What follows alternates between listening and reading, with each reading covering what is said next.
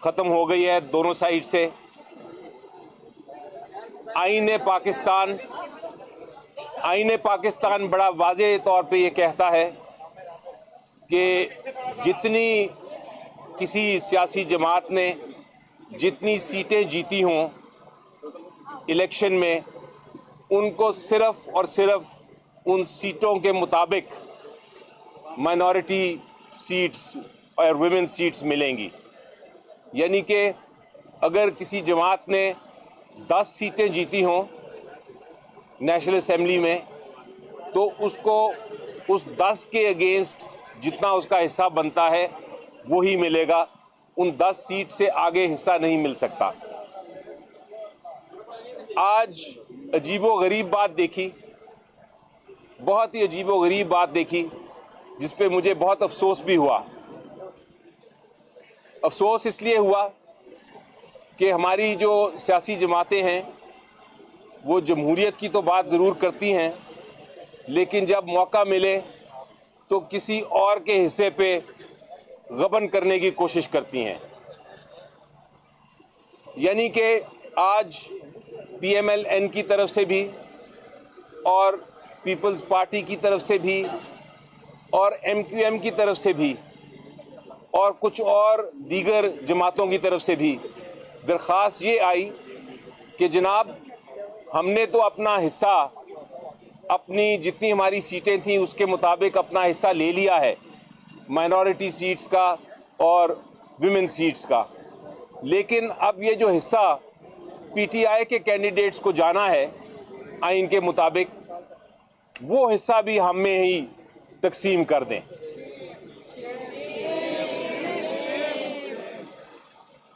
हमने election commission of Pakistan को सामने बताया कि आइन को आप तब्दील नहीं कर सकते। आइन में जो हिस्सा उनका है वो हिस्सा उनको आप दे चुके हैं। आइन में जो हिस्सा PTI के बैक्ड जो कैंडिडेट्स हैं, जो PTI के कैंडिडेट्स हैं जिन्होंने सुन्नी इत्तेहाद में ज्वाइन किया है, उनका हिस्सा आपको आइन के मुताबिक देना ही देना है। हमने ये भी कहा कि आप ये खाली भी नहीं छोड़ सकते, क्योंकि जो विमेन माइनॉरिटी इनके जो हिस्से हैं, इनके जो कैंडिडेट्स हैं, ये कोई खैरात नहीं है, ये आइनी हक है। ये विमेन का भी रिप्रेजेंटेशन का आइनी हक है और माइनॉरिटीज़ का भी, कि वो अपना जब वोटिंग आए प्रेसिडेंट के लिए इलेक्शन के लिए, सेनेट के इलेक्शन के लिए, प्राइम मिनिस्टर के इलेक्शन के लिए, चीफ मिनिस्टर्स के इलेक्शन के लिए, स्पीकर्स या डिप्टी स्पीकर के इलेक्शन के लिए, तो वो अपना वोट का हक इस्तेमाल कर सके। तो इलेक्शन कमीशन ऑफ पाकिस्तान को हमने कहा आप ये भी नहीं कर सकते कि ये मामला खाली छोड़ दें, आपको ये कैंडिडेट्स जो है ये PTI को देने ही देने हैं। एक बहस की गई कि जनाब, जो सुन्नी इत्तेहाद है ये एक पॉलिटिकल जमात तो है, लेकिन इन्होंने पार्लियामेंट में कोई सीट नहीं जीती। इसको इसलिए इनको जो कैंडिडेट्स ने, PTI के कैंडिडेट्स ने जो उनके साथ अंदर शामिल हुए हैं, उनके शमूलियत के बाद भी उनको ये माइनॉरिटी सीट्स नहीं दी जा सकती और विमेन सीट्स नहीं दी जा सकती। उस पर भी हमने आर्टिकल 51 दिखाया इलेक्शन कमीशन ऑफ पाकिस्तान को जवाब में, और ये बताया कि वहाँ लफ्ज़ इस्तेमाल हुआ है कि कोई भी पॉलिटिकल पार्टी को ज्वाइन किया जा सकता है। किसी भी पॉलिटिकल पार्टी को जो इंडिपेंडेंट कैंडिडेट्स हैं वो ज्वाइन कर सकते हैं। ये कोई कदगन नहीं लगाई आइन में कि उस पॉलिटिकल पार्टी को ही ज्वाइन कर सकते हैं जो पार्लियामेंट में हो, बल्कि पाकिस्तान की आइन में पार्लियामेंट्री पार्टी को अलग एक हैसियत दी गई है। वहाँ लफ्ज़ इस्तेमाल हुआ है आर्टिकल 51 में पॉलिटिकल पार्टी सिर्फ। दूसरी बहस ये की गई कि जनाब, सुन्नी इत्तेहाद ने लिस्ट नहीं दी। हमने उसका जवाब दिया कि बिल्कुल दुरुस्त है, लिस्ट नहीं दी, लेकिन इसमें कहाँ कदगन है कानून में कि आप दोबारा लिस्ट नहीं दे सकते। अब जबकि सुन्नी इत्तेहाद में इतने सारे जो कैंडिडेट्स हैं वो ज्वाइन कर गए हैं, उनकी तादाद पाकिस्तान में सबसे मेजॉरिटी में आ गई है, तो आपको कोई कदगन नहीं है इलेक्शन कमीशन ऑफ पाकिस्तान के ऊपर कि वो दोबारा से एक शेड्यूल अनाउंस करके तो इन विमेन जो हमारी सारी कैंडिडेट्स हैं और माइनॉरिटी के जो कैंडिडेट्स हैं उनकी स्क्रूटनी करके उनको रिज़र्व सीट्स दे दें। यही इंसाफ का तकाजा है। बहरहाल ये सारी बहस हुई और उस बहस के बाद अब इलेक्शन कमीशन ऑफ पाकिस्तान ने जजमेंट को रिज़र्व कर लिया है। तो उम्मीद तो मेरी ये है, हम सब की उम्मीद ये है कि आइन और कानून के मुताबिक फ़ैसला होगा और फिर हम इंशाल्लाह आगे चल सकेंगे। अगर ये नहीं हुआ, अगर हमारी सीटें छीन के तो दे दी गई, PMLN या पीपल्स पार्टी में बांट दी गई, अगर ये गबन जो है गैर कानूनी गबन वो अगर हो गया तो फिर हम ज़रूर सुप्रीम कोर्ट जाएंगे। लेकिन ये एक इतनी बड़ी आइन शिकनी होगी कि उसके बाद प्रेसिडेंट का भी इलेक्शन, सेनेट के भी इलेक्शन, प्राइम मिनिस्टर का भी इलेक्शन और स्पीकर और डिप्टी स्पीकर का भी इलेक्शन जो है वो सारा कंट्रोवर्शियल हो जाएगा, वो सारा मुतनाज़ा हो जाएगा और वो उसकी कोई लेजिटिमेसी नहीं रहेगी। मैं इस पे एक अर्ज़ करता हूँ, आइन और क़ानून के मुताबिक पाकिस्तान तहरीक इंसाफ के सपोर्टेड कैंडिडेट जिसे आखिरी दिन बल्ला लिया गया था और जिन्होंने पाकिस्तान तहरीक इंसाफ के सपोर्ट के साथ इलेक्शन जीता है, बाकियों को तो हरवाया है, लेकिन जो लोग जीत चुके थे उनमें से 293 मेंबरान साहिबान ने कानून और आइन के मुताबिक सुन्नी इत्तेहाद कौंसिल को ज्वाइन किया था। उसमें 86 नेशनल असम्बली में, 107 पंजाब में, 91 KPK में और 9 MPA सिंध असम्बली में शामिल थे।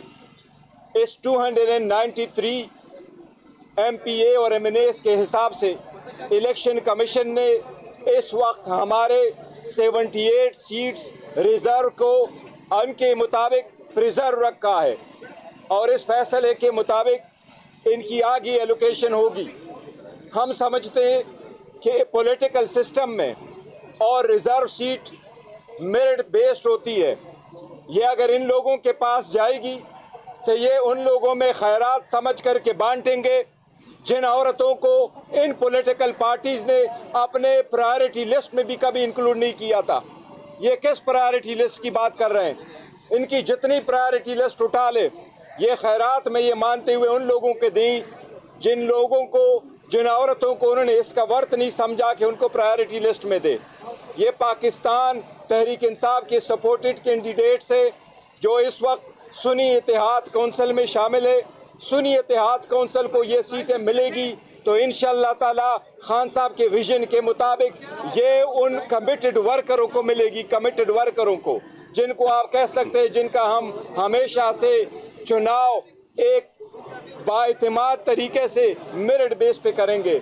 हमारे इलेक्शन कमीशन से आखिरी इस्तदा है कि अब आवाम ने जब फैसला दिया हुआ है और आवाम में तारीख़ में पहली मरतबा 2002 में 17 इंडिपेंडेंट कैंडिडेट्स आए, 2008 में आपने 23 कैंडिडेट देखे, 2018 में आपने 27 कैंडिडेट देखे और 2023 में आपने इस वक्त शामिल शुदा 300 कैंडिडेट देखे। ये सिर्फ और सिर्फ उस गुलामी नामंजूर की वजह से है।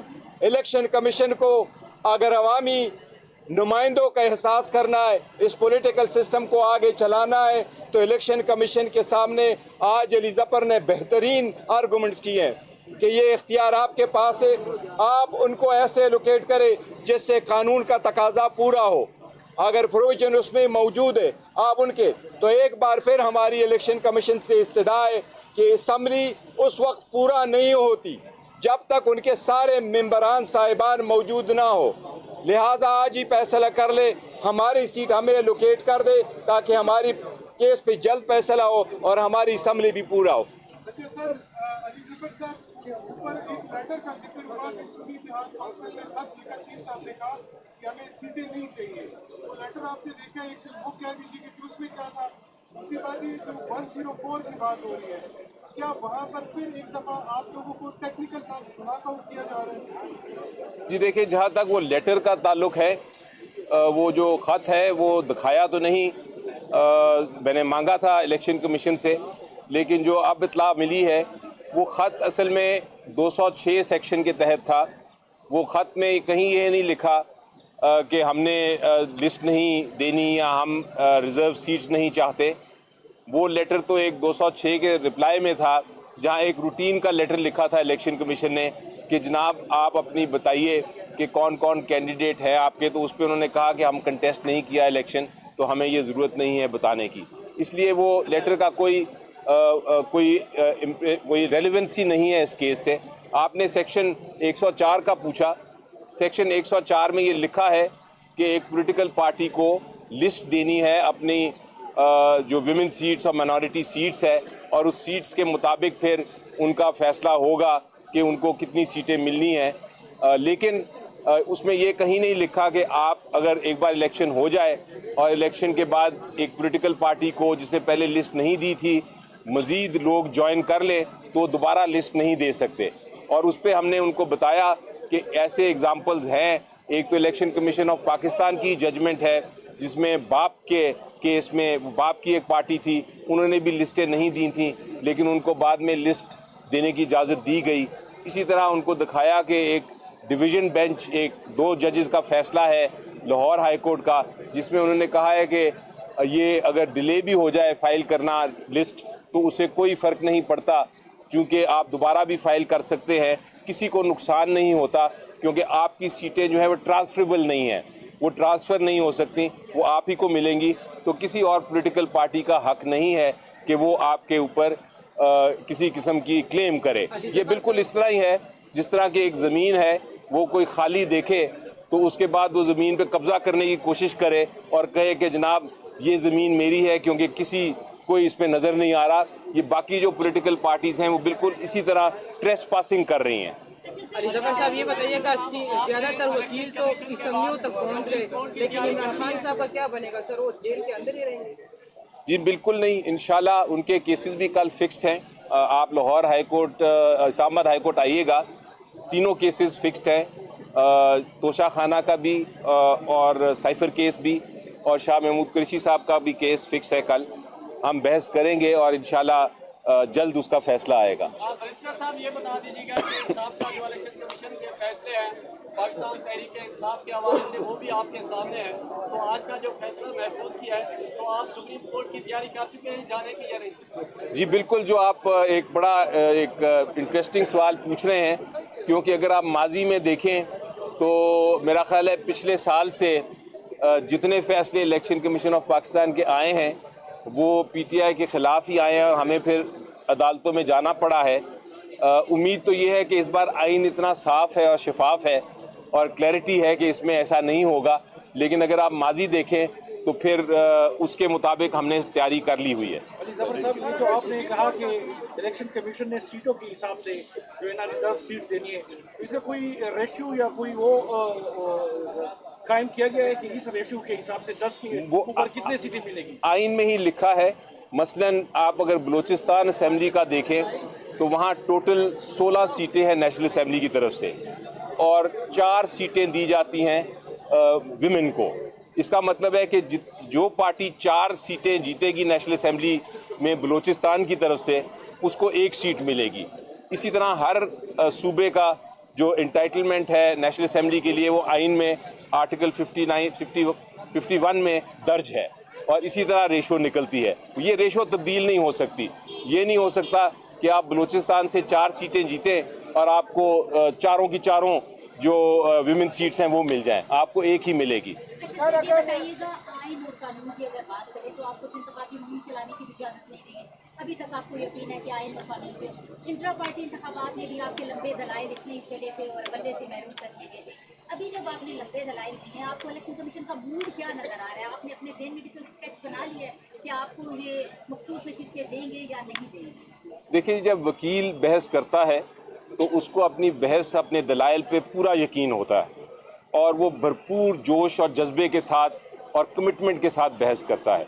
मैंने कोशिश की कि मैंने जो बहस करनी है उसको बाकायदा, हमने कल रात को हम 3 बजे तक बैठे रहे और 3 बजे तक हम तैयारी करते रहे। जो आर्गूमेंट, जो बहस गलत थी, हमने उसको खुद ही मुस्तरद कर दिया और हमने वो बहस की जो हमारे मुताबिक दुरुस्त थी, आइन के मुताबिक थी और कन्विंसिंग थी। तो उससे तो लगता था कि जो उन्होंने सवालात पूछे इलेक्शन कमीशन ऑफ पाकिस्तान ने और इलेक्शन कमीशन ऑफ पाकिस्तान ने सवालात पूछने के बाद अपेरेंट ये लगता था on the face of it कि वो सेटिस्फाइड है, वो मुतमईन है। लेकिन जिस तरह आप कहती हैं कि कलम जिसके पास होता है अल्टीमेटली उसने ही लिखना होता है। हम वकील की हैसियत से हम अपना बेस्ट आर्गूमेंट, बेस्ट बहस कर सकते हैं, लेकिन अल्टीमेटली क्या फ़ैसला होगा इस पे हम जजमेंट नहीं पास कर सकते। सर, अगर सुप्रीम कोर्ट जाते हैं तो वहाँ पर भी फैसला उम्मीद है कि इंसाफ हो? जी देखिए, मेरी चाहे जो भी आप माजी देख लें, मुझे यकीन है और हमेशा रखूँगा यकीन कि आइन और कानून के मुताबिक ही अदालतें फ़ैसला करती हैं। फ़ैसले गलत हो सकते हैं लेकिन वो इंसाफ के मुताबिक जो उस वक्त के जज साहिबान समझते हैं वो इंसाफ के मुताबिक ही करते हैं। आप फैसलों पे बाद में तनकीद कर सकते हैं लेकिन उस वक्त जो फ़ैसला जज करता है वो अपने इल्म, अपनी काविश, अपनी अक्ल के मुताबिक वो फ़ैसला करते हैं। तो इसलिए मैं हमेशा समझता हूँ कि फ़ैसला हर आइन और कानून के मुताबिक ही होता है। हाँ, गलत हो सकता है, आप दूसरी तरफ से बहस कर सकते हैं कि नहीं इसकी तशरीह इस तरह होनी चाहिए थी, लेकिन आप ये नहीं कह सकते कि वो नाइंसाफ़ी है। बैरिस्टर गौहर साहब, ये बताइएगा कि अभी फैसला आया नहीं, आपकी जमात ने रद्द अमल पहले दे दिया, इसकी क्या वजह है? देखिए, अभी तक कोई रद्द अमल नहीं आया पार्टी की तरफ से। हम हमेशा से इदारों का एहतराम करते हैं और हमने इन पर एतमाद किया। जिस तरह अली ज़फ़र साहब ने फरमाया, हम यही कह रहे हैं और उम्मीद करते हैं। लास्ट टाइम भी इनका मूड ऐसा ही था, हमारे फेवर में था, लेकिन एनीवे जो भी डिसीजन होगा let's see down the line. अब जबकि अवाम ने बोला है सब कुछ, उम्मीद है इंशाअल्लाह ताला तरीक़ाकार कोई डिफरेंट होना चाहिए और कानून के मुताबिक होना चाहिए इंशाअल्लाह।